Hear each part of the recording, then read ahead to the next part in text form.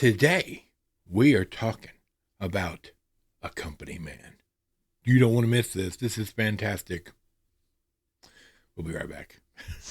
And just a quick note from our friends over at Blackout Coffee Company, make sure you head over and give them a try. Links in the description.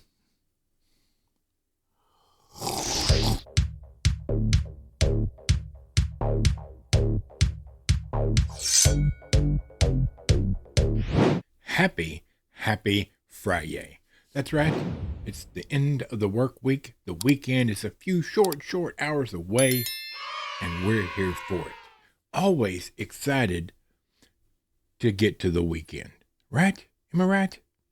I'll have you know I'm starting to feel a bit better. Like, it was touch and go there for a few days. It was pretty rough. But to be fair and to be just transparent about it, I am feeling somewhat better, even if I'm not 100%. So we are going to talk about a company man today.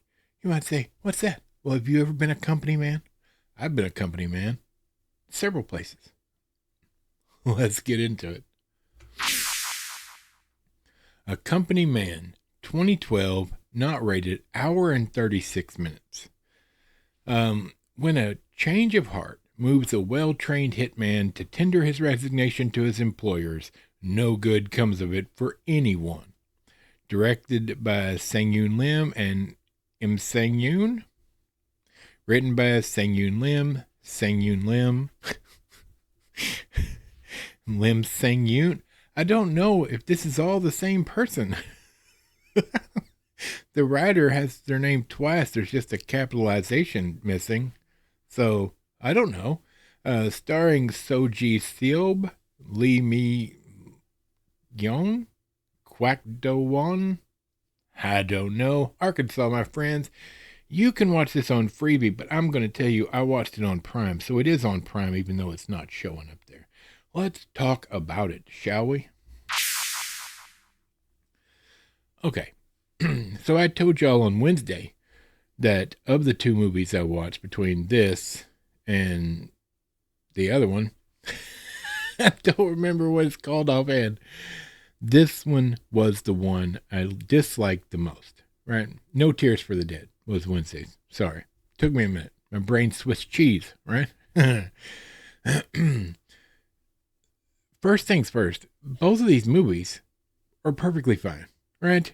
Like, it's preference for me. Like, I like a solid storyline. I like good action, a well-told story where they've built a world you can understand. And both of these movies have that. A Company Man has a really brilliant, like, baseline. Like, the skeleton for it is really good. It's really interesting because the reason it's called A Company Man is because it's a company that people work at, but it's actually a front for a group of assassins. So everybody that works at this company is actually a bunch of assassins. But they just look like regular 9-to-5ers, right? Or 8-to-6ers or 8-to-4s or whatever. You know, they work their day, suit and tie, dress nice, but actually they go around killing people. So it's the company. And this guy is a company man who's been there for a long time. And the idea of that is very interesting. Like, there's so much you can play with that. And they build it out really nicely. He goes to work, signs in, goes to the break room, hits a little button, and part of the wall moves, and he goes into the basement, the hidden basement where they got all the weapons and everything, et cetera, et cetera.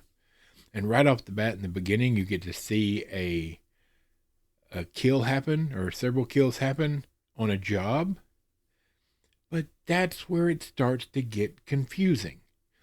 The idea of this is extremely simple, but they try-harded, right? Like, they tried too hard to complicate it, because in the very beginning, you see him and a junior person, like somebody that's under him, that just started, and the guy that just started, after they have this long dialogue back and forth with each other about what their goals and dreams are, etc., the young person goes in and does the hit.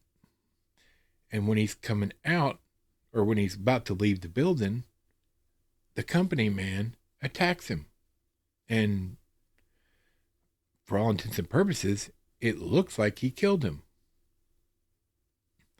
So what they had done, you find out later, is they had decided to use a temporary person for this hit. And the company man is the head guy of this job. And they're going to kill the temporary guy after he does the job. Then there's no muss, no fuss, no way to trace it back to anybody. Just looks like the guy that did the hit died there on site, which happens to be a police station, by the way. But you soon find out he didn't kill him. He let him go.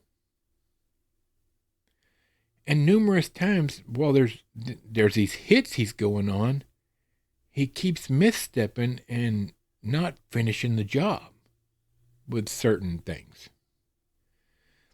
And they overcomplicate this to the point where you're like, I don't understand, because it's like you'll go from you think the job got done perfectly fine and everything went well, and then 20 minutes later you find out that person's still alive. That didn't make sense to me. If you want to go with this storyline, then let him be good at his job and doing his job. And then something causes him to decide to stop doing his job. Right? Like, simple. Because what happens is the guy at the beginning that he was supposed to kill, the temporary guy, he ends up meeting that kid's family and falls in love with one of them. So he's trying to leave this life. And that's fine and dandy. That makes for a brilliant ideal, a brilliant story. Because now, of course, the company's like, oh no, that's not how this works. And go from there. But instead they overcomplicate it, and this guy's, he's good, but he's not good enough, in my opinion, for the storyline they're trying to tell.